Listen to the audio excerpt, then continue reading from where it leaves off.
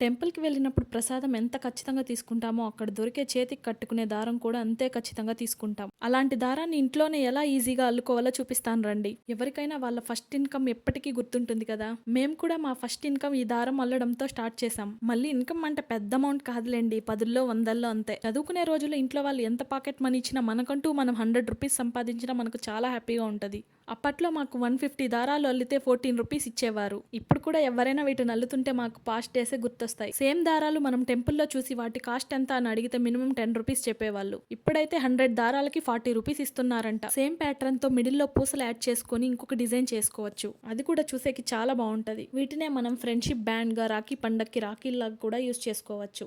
ఎంతైనా మన చేత్తో మనం చేసి కడితే ఆ తృప్తే వేరు కదా! మీ ఫస్ట్ ఇన్‌కమ్‌ని మీరెప్పుడు సంపాదించారో కమెంట్‌లో చెప్పండి. Thanks for watching.